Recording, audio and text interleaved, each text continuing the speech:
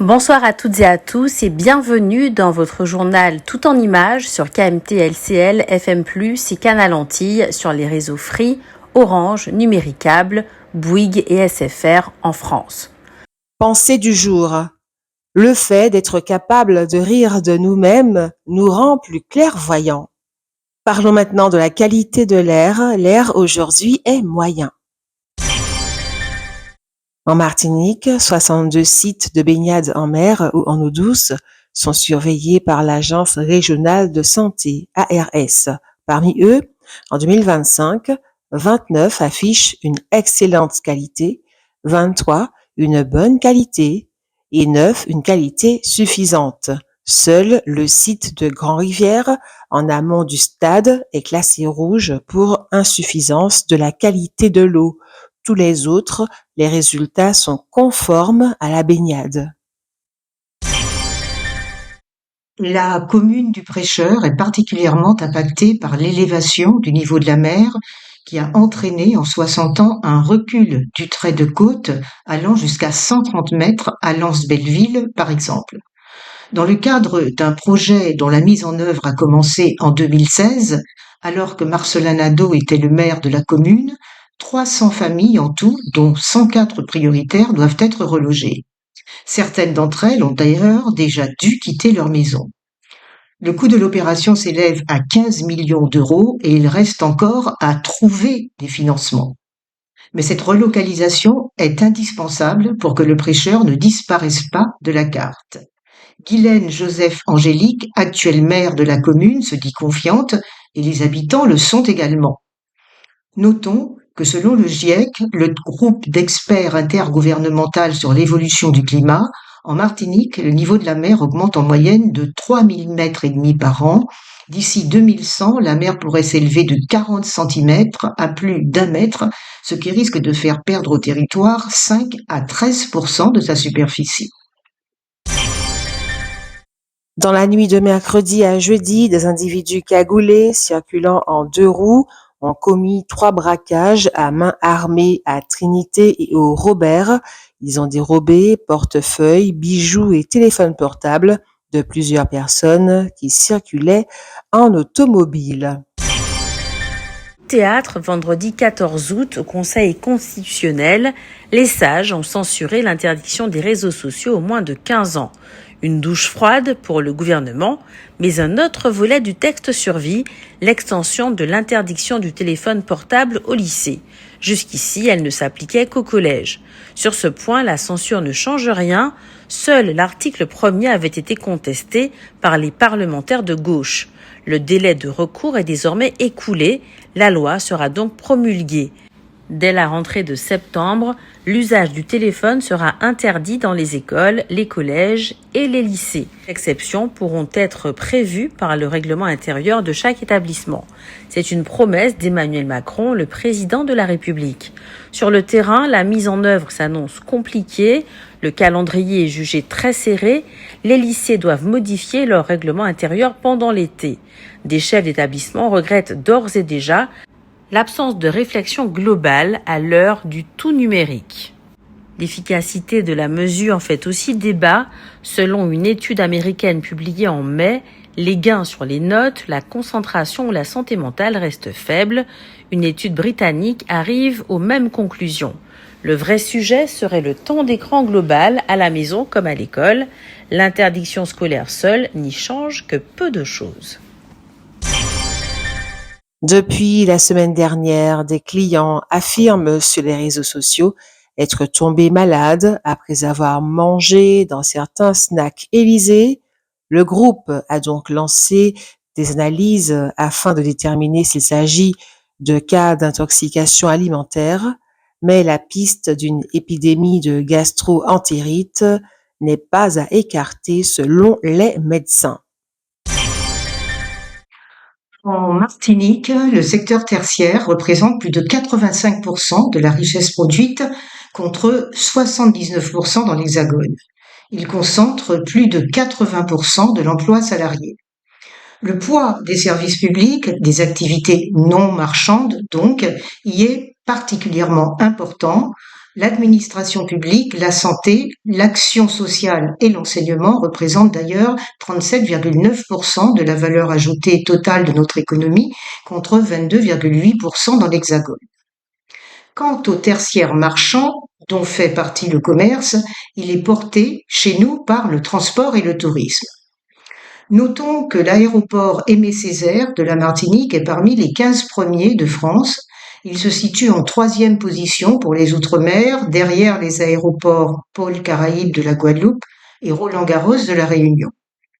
Quant au Grand Port Maritime de la Martinique, GPMLM, l'indice de performance des ports de conteneurs de la Banque mondiale l'a classé en 2024 deuxième meilleur port de France et au 114e rang mondial pour sa capacité à assurer un flux de marchandises rapide et efficace.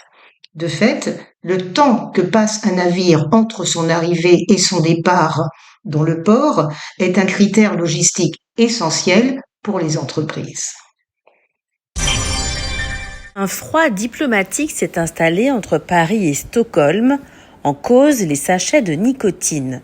Depuis le 1er avril, la France interdit la vente, l'importation et même la possession de ces produits à usage oral. Une décision qui a été très mal accueillie en Suède. Le ministre suédois du Commerce a vivement réagi dans la presse. Selon lui, c'est comme si la Suède interdisait les baguettes ou le vin français. Il dénonce une attaque contre le mode de vie suédois. Il faut dire que le royaume scandinave a fait de ces sachets un produit de substitution à la cigarette. Résultat, la Suède vient d'atteindre son objectif de pays sans tabac avec moins de 5% de fumeurs quotidiens. Mais un quart de la population consomme toujours de la nicotine chaque jour, notamment sous forme de sachets placés sous la lèvre. Côté français, les associations anti-tabac applaudissent l'interdiction. Elles rappellent que la nicotine n'a rien d'anodin, contrairement à l'image véhiculée par les réseaux sociaux. L'OMS, l'Organisation mondiale de la santé, partage cette inquiétude. Dans un récent rapport, elle pointe du doigt des produits conçus pour être addictifs et un marketing agressif ciblant les adolescents. Le marché, lui, explose. Plus de 23 milliards de sachets vendus en 2024 dans le monde, une augmentation de 50% en un an pour un marché de près de 7 milliards de dollars. Entre santé publique et tradition nationale, le dialogue s'annonce tendu. Suite aux difficultés auxquelles ils font face pour nourrir leurs animaux, la société Martinique Nutrition Animale, MNA, a fait don d'1 tonne de denrées alimentaires pour bovins aux éleveurs du Vauclin et du François. Par ailleurs, un tarif promotionnel sur les intrants alimentaires sera proposé dans les prochains jours aux éleveurs de la CODEM, la coopérative des éleveurs bovins de la Martinique. Que mangent vraiment nos enfants? La réponse du magazine 60 millions de consommateurs est sans appel. Le magazine a analysé 43 produits destinés aux enfants, vendus dans 20 enseignes de supermarchés. Yaourts, nuggets, biscuits, compotes, céréales. Verdict, près de 9 sur 10 sont ultra transformés. Ces aliments se reconnaissent à leurs additifs, leurs arômes et leurs émulsifiants. Ils subissent aussi des procédés industriels complexes qui dégradent la structure naturelle des produits. Certains best-sellers des rayons cumulent les marqueurs. Des céréales pour bébés dès 6 mois en affichent 7. Des biscuits et des yaourts très populaires en comptent 4. Les enfants sont plus exposés que les adultes. Ces produits représentent 46% de leur apport calorique contre 36% chez les grands. Le problème est connu, obésité, carie, diabète. L'ultra-transformation modifie aussi la texture des aliments et trompe la sensation de satiété. Elle pousse donc à la surconsommation. Les additifs uniformisent les saveurs et habituent les palais aux goûts artificiels, loin des fruits et légumes nature donc. Des nutritionnistes témoignent de jeunes patients devenus dépendants aux nuggets et aux cordons bleus. Santé publique France recommande de limiter les aliments gras, sucrés, salés et ultra transformés et de privilégier les produits avec une liste d'ingrédients courte. Un conseil simple à retenir au moment de remplir le caddie, Moins il y a d'ingrédients, mieux c'est.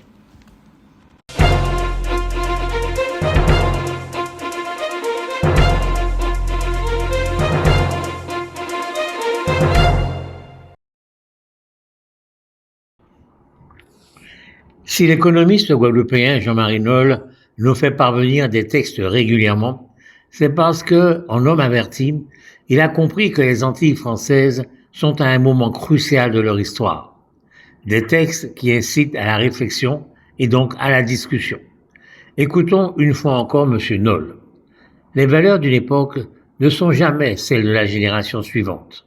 Le troisième moteur du changement est le débat critique qui permet aux citoyens, aux intellectuels et aux mouvements sociaux de remettre en cause les certitudes du passé. Enfin, l'expérience du terrain révèle progressivement les limites des anciennes théories et oblige à les corriger. L'histoire politique de la Guadeloupe, que nous prenons en exemple, illustre parfaitement ce phénomène. Les années 1960 et 1970 ont constitué une période d'effervescence intellectuelle exceptionnelle chez une génération de militants anticolonialistes. Le contexte international était alors dominé par les luttes de libération nationale en Afrique, en Asie, en Algérie et en Amérique latine. La guerre d'Algérie, les indépendances africaines, la révolution cubaine et l'émergence du mouvement des non-alignés ont profondément influencé une génération entière d'intellectuels antillais. Dans ce contexte, les idées marxistes, maoïstes, trotskistes, tiers-mondistes et anticolonialistes ont trouvé un terrain particulièrement favorable en Guadeloupe. Des penseurs comme Frantz Fanon et Aimé Césaire en Martinique et Sonny Rupert et d'autres en Guadeloupe ont contribué à structurer une réflexion politique fondée sur la dénonciation du colonialisme, la réappropriation culturelle et la revendication du droit des peuples à disposer d'eux-mêmes. Les organisations indépendantistes qui ont émergé à cette époque ont largement puisé leur inspiration dans les travaux de Lénine, de Trotsky, de Mao Tse-tung, d'Ernesto Che Guevara ou encore dans les mouvements de libération africains. Les syndicats, les mouvements d'étudiants, les organisations paysannes et une partie du monde enseignant ont alors constitué les principaux vecteurs de diffusion de cette pensée. Fin de citation. On ne peut qu'adhérer à ce que dit là M. Noll. Ce sont des faits et les faits sont têtus. Les générations d'intellectuels des années 50-60 se sont donc trompées de combat et beaucoup continuent. Là où on peut ne pas être d'accord avec M. Noll, c'est lorsqu'il affirme, citons-le à nouveau, « Les valeurs d'une époque ne sont jamais celles de la génération suivante ». Le mot « jamais » employé ici peut être selon nous contesté.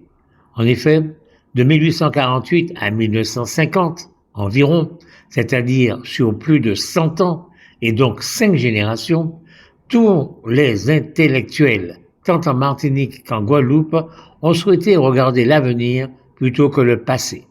Ils ont entrepris de se battre dans les salles de classe notamment pour être l'égal de l'ancien maître en culture et en droit, plutôt que d'exiger réparation de la situation d'esclaves dont ils venaient de sortir.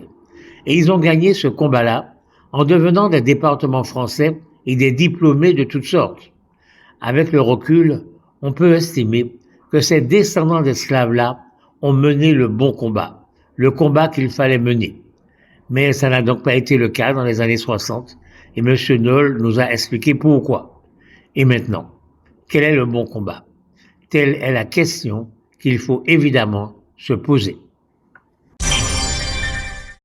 La maladie hépatique associée au dysfonctionnement métabolique fait partie de l'une des pathologies affectant le foie.